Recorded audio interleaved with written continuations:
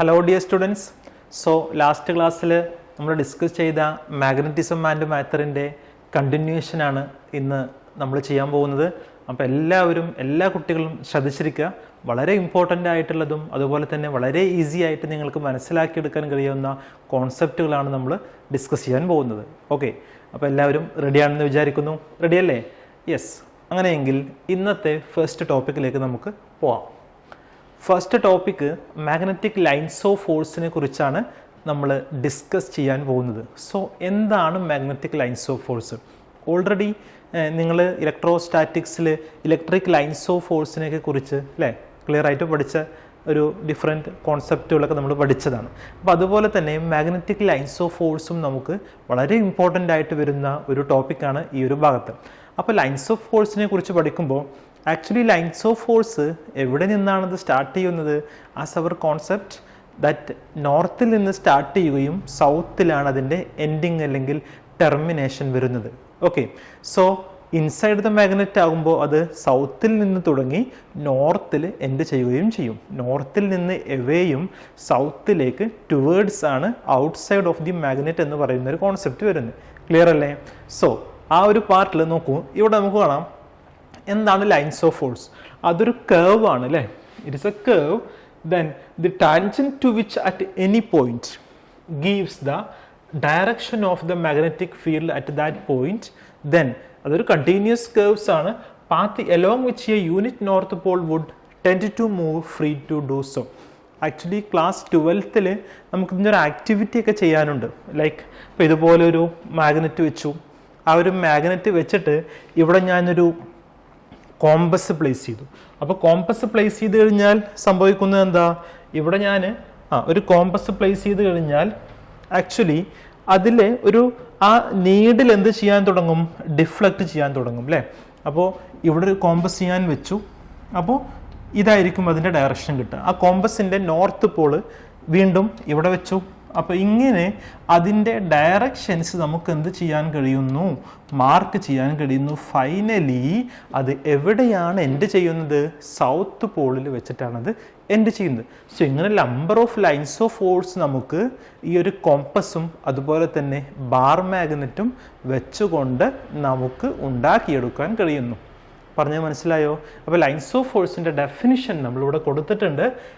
Curve the tangent at which any point. ഏതെങ്കിലും ഒരു പോയിന്റിലേക്ക് നമ്മൾ ഒരു ടാൻജന്റ് കൊടുക്കുകയാണെങ്കിൽ നമുക്ക് എന്ത് കിട്ടുന്നു? അതിൻ്റെ direction of the magnetic field at that point. ആ പോയിന്റിലെ മാഗ്നറ്റിക് ഫീൽഡിൻ്റെ ഡയറക്ഷൻ നമുക്ക് കണ്ടെത്താൻ കഴിയുന്നു എന്ന് പറയാം. ദെൻ അതൊരു പാത്താണ്. Along, it's a path along which a unit north pole. ഒരു unit north pole which a unit north pole would tend to move free to do so. അങ്ങനെ രണ്ട് ഡെഫിനിഷൻസ് ആണ് ഇവിടെ കൊടുത്തിട്ടുള്ളത്. ഡെഫിനിഷൻ നിങ്ങൾ കാണാതെ പഠിക്കുക.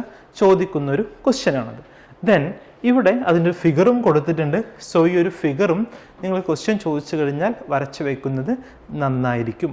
പറഞ്ഞത് ക്ലിയർ ആണോ? ഓക്കെ, അപ്പോൾ ലൈൻസ് ഓഫ് ഫോഴ്സും അതിൻ്റെ ഒരു ഇമ്പോർട്ടൻ്റ് ആയിട്ടുള്ള ഒരു ഫിഗറുമാണ്. ഒരു കോമ്പസും അതുപോലെ തന്നെ ഒരു ബാർ മാഗ്നറ്റും വെച്ചിട്ടുള്ള ഒരു ആക്ടിവിറ്റിയുടെ ഒരു ഫിഗറുമാണ് ഇവിടെ കൊടുത്തിട്ടുള്ളത്. എല്ലാവർക്കും അത് ക്ലിയർ ആയി മനസ്സിലായി എന്ന് കരുതുന്നു. വളരെ എളുപ്പമുള്ള കോൺസെപ്റ്റാണ് അല്ലേ? അങ്ങനെ ഒരു കോംപ്ലിക്കേഷനോ ഒന്നുമില്ലാത്ത വളരെ ഈസിയായി എല്ലാവർക്കും ക്രാക്ക് ചെയ്യാൻ കഴിയുന്ന ഒരു ടോപ്പിക്കാണ് നമ്മളിപ്പോൾ പറഞ്ഞത്. ദെൻ അടുത്തൊരു ടോപ്പിക്കിലേക്ക് നമ്മൾ പോകുമ്പോൾ നെക്സ്റ്റ് ടോപ്പിക്കിലേക്ക് പോകുമ്പോൾ എന്തെല്ലാമാണ് ഇതിൻ്റെ ആഫ്റ്റർ കണ്ടിന്യൂഷൻ വരുന്നത് നമുക്കൊന്ന് നോക്കാം. Next, magnetic field of A bar magnet at an axial point എന്ന് പറയുന്നൊരു ടോപ്പിക്കാണ് ഡിസ്കസ് ചെയ്യാൻ പോകുന്നത്. ഇതിന് വളരെ ഇമ്പോർട്ടൻ്റ് ആയിട്ടൊരു ഫിഗർ നമ്മൾ ആദ്യം എന്ത് ചെയ്യണം? ഓർത്ത് വെക്കണം. ഓക്കെ, വളരെ ഇമ്പോർട്ടൻ്റ് ആയിട്ടൊരു ഫിഗർ നമ്മൾ വരയ്ക്കാൻ പോവുകയാണ്. എല്ലാവരും ശ്രദ്ധിക്കണേ. Dear students, you can see ഒരു ബാർ മാഗ്നറ്റിൻ്റെ ഒരു ഫിഗറും അതുപോലെ തന്നെ അതിൽ നിന്ന് കുറച്ച് ഡിസ്റ്റൻസ് ഡിസ്റ്റൻസ് അകലത്തിൽ പി എന്ന് പറയുന്ന ഒരു പോയിന്റും ഞാൻ കൺസിഡർ ചെയ്തിട്ടുണ്ട്. അപ്പോൾ പി എന്ന് പറയുന്ന പോയിന്റ് ഉണ്ട്. അവിടെ ഒരു യൂണിറ്റ് നോർത്ത് പോൾ ഒരു യൂണിറ്റ് പോൾ നമ്മൾ കൺസിഡർ ചെയ്യുന്നു. അതുകൂടാതെ ഫിഗറിൽ നമുക്ക് 2 പോൾ വരുന്നുണ്ട്. ഒന്ന് നോർത്ത് പോളും മറ്റൊന്ന് സൗത്ത് പോളുമാണ്. ഇനി ഈ നോർത്ത് പോൾ കൊണ്ട് ഈ പിയിലുണ്ടാകുന്ന ഫോഴ്സ്, അതുപോലെ തന്നെ ഈ സൗത്ത് പോൾ കൊണ്ട് പിയിലുണ്ടാകുന്ന ഫോഴ്സ്, അതുപോലെ തന്നെ ഈ എഫ് എൻ എന്ന് പറയുന്നത് എവേ ആയിരിക്കും, അതായത് റൈറ്റ് സൈഡിലോട്ട് പോകുന്നു. എഫ് എസ് എന്നുള്ളതോ സൗത്ത് പോൾ ടുവേർഡ്സ് ആയിരിക്കും. ആഫ്റ്റർ നിങ്ങൾ ശ്രദ്ധിക്കേണ്ടത് ബാർ മാഗ്നറ്റിൻ്റെ ടോട്ടൽ ലെങ്ത് ഞാൻ 2L എന്നെടുത്തിട്ടുണ്ട്. അങ്ങനെയാണെങ്കിൽ നോർത്തിൽ നിന്ന് പിയിലേക്കുള്ള ഡിസ്റ്റൻസ് R-L എന്നും കൂടാതെ സൗത്തിൽ നിന്ന് പിയിലേക്കുള്ള ഡിസ്റ്റൻസ് എങ്ങനെയാണ് എടുക്കുക? R+L എന്നെടുക്കാം. ഇത്രയുമാണ് നിങ്ങൾക്ക് ഫിഗറിൽ കാണാൻ കഴിയുന്നത്. ഇനി നമ്മുടെ കോൺസെപ്റ്റ് ആക്സിയൽ ഇക്വേഷൻ കാണുക എന്നുള്ളതാണ്. So B axial equal to, ഞാൻ എടുക്കുന്നത് എഫ് എൻ റൈറ്റ് സൈഡിലേക്ക് പോകുന്നു, എഫ് എസ് ലെഫ്റ്റ് സൈഡിലേക്ക് വരുന്നു. അതുകൊണ്ട് തന്നെ F N minus F S എന്നാണ് നിങ്ങൾ ഇക്വേഷൻ കൺസിഡർ ചെയ്യേണ്ടത്. പറഞ്ഞത് മനസ്സിലായോ? Got it? So the equation is F N minus F S. അതായത് there is a point P, random point P, it is situating at the axial line of this bar magnet. Then we have one unit pole, we are imagining, we are taking a unit pole at the P, and there is some Coulomb force in between north pole and the pole we kept in the P, and some Coulomb force the south pole and the pole kept at the P. So actually the north pole, like one is some right side motion and the other side some left side motion. So the total magnetic field is the total force, I mean Fn minus Fs. One is positive and the other one is we are taking as negative based on the direction. Got it? Yes. So we can say Fn minus Fs. Then the equation mu 0 by 4 pi. Okay, the first one is Qm, then into 1 divided by the distance from north pole, you know, from here to the point P, R minus L the whole square. You can write it as R minus L the whole square. Then how we can take Fs? That is mu 0 divided by 4 pi Qm into 1 divided by, it will be R plus L the whole square. That is ഈ south പോളിൽ നിന്ന് ഈ point പിയിലേക്കുള്ള distance ആണ്, അത് R+L ആണ്. അതേ സമയത്ത് F എന്നിൻ്റെ കേസിൽ അത് R-L ആയിരുന്നു. My dear students, here we have mu 0 by 4 pi. It is the constant or common term. Qm also common. We can take it as outside. So see here, it will be students. So നമ്മൾ അറേഞ്ച്മെൻറ്റും അതുപോലെ A+B whole square എക്സ്പാൻഷനും A-B whole square എക്സ്പാൻഷനും കൊടുത്തിട്ടുണ്ട്. ഇതിൽ arrangement വരുത്തുമ്പോൾ വീണ്ടും it will be mu 0 Qm divided by 4 pi into, ഇവിടെ നോക്കൂ, ആർ സ്ക്വയറും മൈനസ് ആർ സ്ക്വയറും ക്യാൻസിൽ, എൽ സ്ക്വയറും മൈനസ് എൽ സ്ക്വയറും ക്യാൻസിൽ, ഇവിടെ മൈനസ് മൈനസ് ആയിട്ട് മാറും. So 2 into 2LR divided by R square minus L square the whole square എന്ന് വരുന്നു. സി, ഇനി നമ്മൾ ചെയ്യാൻ പോകുന്നത് ഈ 2LR എന്ന് പറയുന്ന പാർട്ടും QM എന്ന് പറയുന്ന പാർട്ടും ഓൾറെഡി നമ്മൾ പഠിച്ചിട്ടുണ്ട്.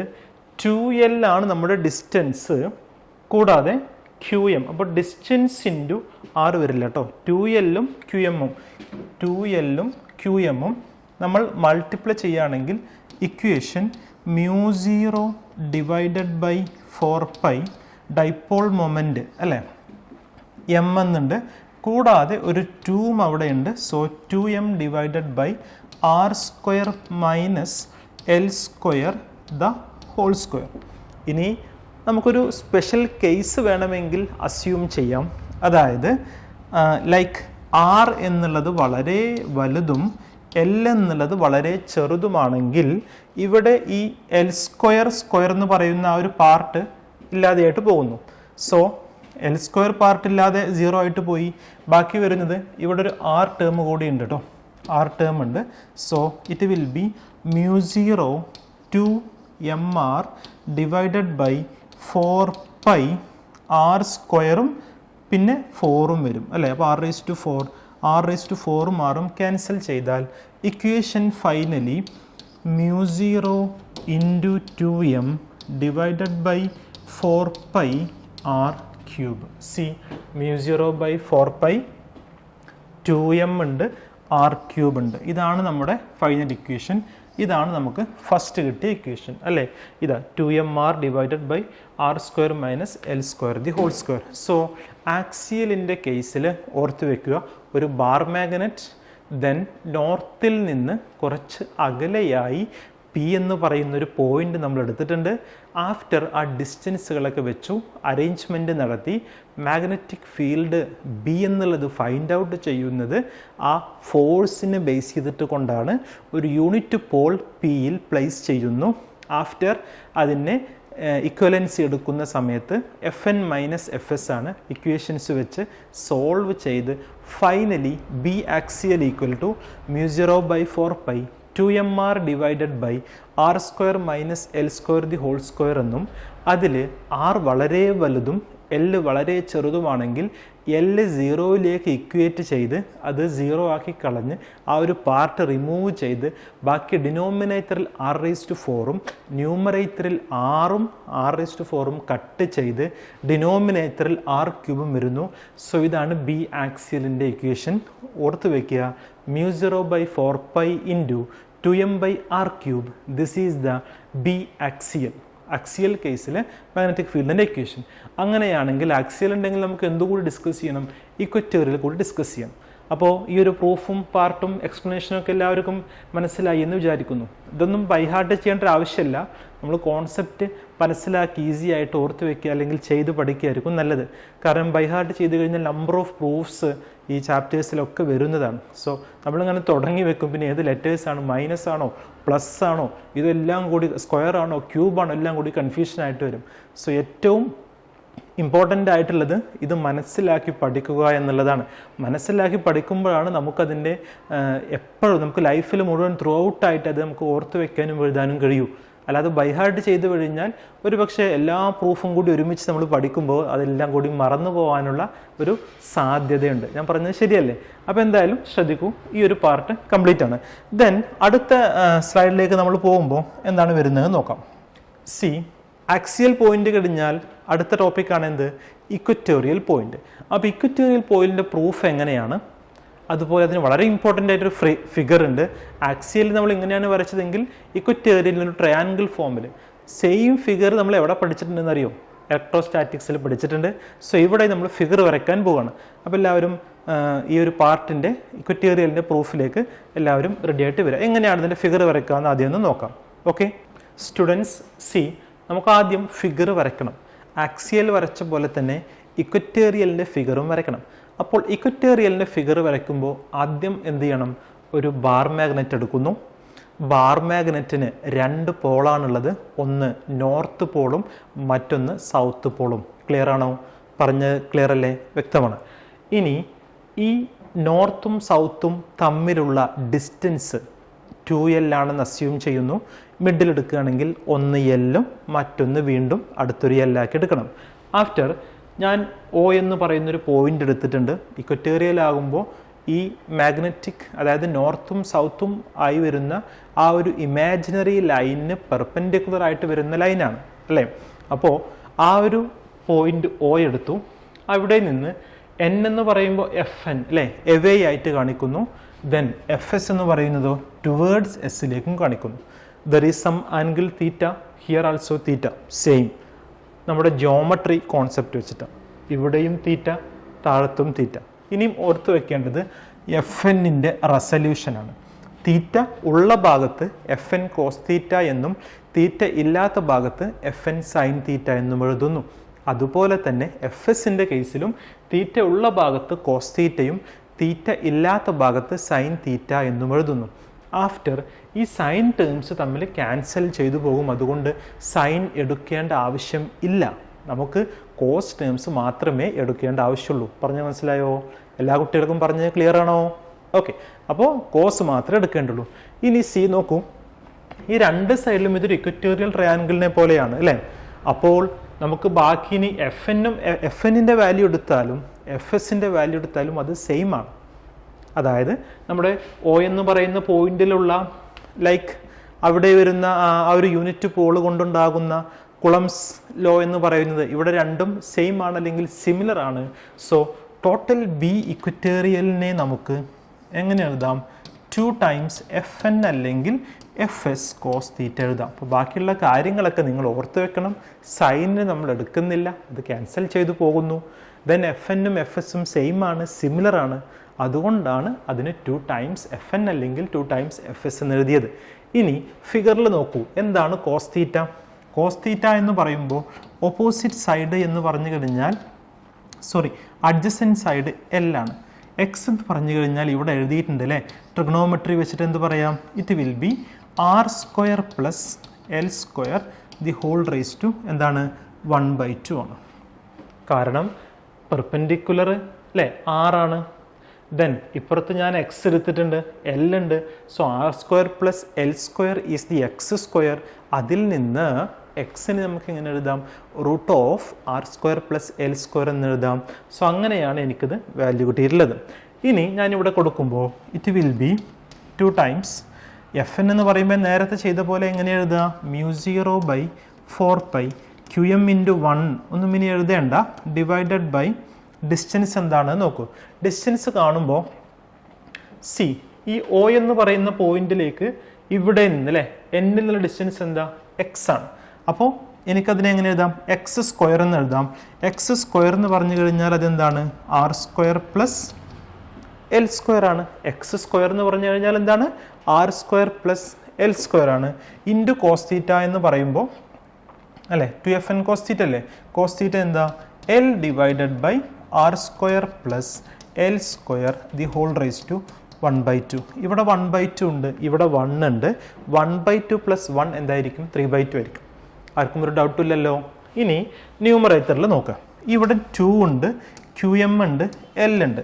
സോ മാഗ്നറ്റിക് മൊമെൻ്റ് എന്ന് എഴുതാം. It will be μ0/4πm divided by ബാക്കി വരുന്നത് എന്താ? R square plus L square whole raise to എന്ത് വരും? 3/2 എന്നും വരും. ഇനി ഇവിടെ വല്ല ടേംസോ ഉണ്ടോ? ഇല്ല. നമ്മുടെ ഇക്വേഷൻ ഇവിടെ നോക്കിയാൽ മതി. നമുക്ക് μ0/4πm/r square plus L square whole raise to 3/2. So general equation നമുക്ക് ഫോർമുലേറ്റ് ചെയ്തെടുക്കാൻ കഴിഞ്ഞു. ഞാൻ പറഞ്ഞത് എളുപ്പമല്ലേ? ഓക്കെ. ഇനി ശ്രദ്ധിക്കേണ്ടത് ആർ എന്ന് പറയുന്ന വാല്യൂ വളരെ വലുതും എൽ എന്ന് പറയുന്ന വാല്യൂ വളരെ ചെറുതുമാണ്. സോ കമ്പയർ ചെയ്യുമ്പോൾ നമുക്ക് എങ്ങനെ എഴുതാം? R greater than L. അങ്ങനെയാണെങ്കിൽ ഈ എൽ സ്ക്വയർ ഉണ്ടാവില്ല. സോ ഡിനോമിനേറ്ററിൽ വരുന്നത് എന്താ? 3/2 അല്ലേ? ഇറ്റ് വിൽ ബി എന്ത് വരും? ആർ ക്യൂബായിട്ട് വരും. 2 2 ക്യാൻസലേഷൻ നടക്കുന്നു, ആർ ക്യൂബായിട്ട് വരും. സോ ബാക്കി വരുന്നത് എന്താ? μ0m ബൈ ബാക്കി വരുന്നത് എന്താ? ആർ ക്യൂബാണ്. സോ ഇക്വേഷൻ എന്ത് കിട്ടി? μ0m/4πr³ എന്ന് കിട്ടി. ഇനി ശ്രദ്ധിക്കേണ്ടത് ഇപ്പം നോർത്തിൽ നിന്ന് സൗത്തിലേക്ക് അല്ലേ, ഈ നോർത്തിൽ നിന്ന് സൗത്തിലേക്ക് പോകുന്ന ആ ഒരു നോർത്ത് എവേ ആയിരിക്കും. അതേ സമയത്ത് റിസൾട്ടൻ്റ് നേരെ ഓപ്പോസിറ്റ് ആണ്. സോ അതുകൊണ്ട് തന്നെ നമുക്ക് പറയാം ഇവിടെ ഒരു മൈനസ് എന്നുള്ള ഒരു പാർട്ട് നമുക്ക് ഡയറക്ഷനെ കാണിക്കാൻ വേണ്ടി കഴിയും. അതായത് റിസൾട്ടൻ്റ് കൊണ്ടുണ്ടാകുന്ന ആ ഒരു മൊമെന്റ് എന്താ പറയുക, നമ്മൾ കാണുന്ന മാഗ്നറ്റിക് ഫീൽഡ് അല്ലേ, അതും അതുപോലെ തന്നെ ഇവിടെ ഉണ്ടാകുന്ന നോർത്ത് സൗത്തിൻ്റെ ആ ഒരു ഡയറക്ഷനും വെച്ച് നോക്കുമ്പോൾ റിസൾട്ടൻ്റ് നമുക്ക് ഓപ്പോസിറ്റ് ആയിട്ട് വരും. സോ ഒരു മൈനസ് സൈൻ കൂടി നമുക്ക് അവിടെ കൺസിഡർ ചെയ്യാൻ കഴിയുന്നതാണ്. അങ്ങനെ കൺസിഡർ ചെയ്യണം. സോ റൈറ്റ് നൗ നമ്മൾ ആക്സിയലും അതുപോലെ തന്നെ ഇക്വറ്റേറിയലും അതിൻ്റെ ഇമ്പോർട്ടൻ്റ് ആയിട്ടുള്ള ഫോഴ്സിനെ ബേസ് ചെയ്തിട്ട് മാഗ്നറ്റിക് ഫീൽഡ് നമ്മൾ ഉണ്ടാക്കിയെടുത്തു. സോ അതിൻ്റെ ഇക്വേഷൻസും ഇമ്പോർട്ടൻ്റ് ആണ്. എല്ലാവർക്കും ആ പാർട്ട് ആ ഒരു ടോപ്പിക്സ് ഡിസ്കസ് ചെയ്ത് നമ്മൾ ഡിസ്കസ് ചെയ്ത് നിങ്ങൾക്ക് മനസ്സിലായി എന്ന് വിചാരിക്കുന്നു. ഓക്കെ ആണോ? സോ ആക്സിയലും ഡിസ്കസ് ചെയ്തു, ഇക്വറ്റോറിയലും ഡിസ്കസ് ചെയ്തു. ഓക്കെ. സോ എന്തായാലും ഈ ഒരു പാർട്ട് ഇന്നത്തെ ക്ലാസ് ഞാൻ വൈൻഡപ്പ് ചെയ്യാൻ പോവുകയാണ്. ദെൻ അടുത്ത ഇതിൻ്റെ കണ്ടിന്യൂഷൻ, ഇനിയും ഇമ്പോർട്ടൻ്റ് ഉള്ള ടോപ്പിക്സ് നമുക്കുണ്ട്. വളരെ ഈസി ആയിട്ട് നമുക്ക് മനസ്സിലാക്കാൻ കഴിയാവുന്നതാണ്. അത്ര ഒരു കോംപ്ലിക്കേറ്റഡ് ടോപ്പിക്സ് ഒന്നുമല്ല. അപ്പോൾ എന്തായാലും നിങ്ങൾ ഈ ഒരു ഡിസ്കസ് ചെയ്ത ടോപ്പിക്സ് നന്നായിട്ട് നോക്കി വരണം.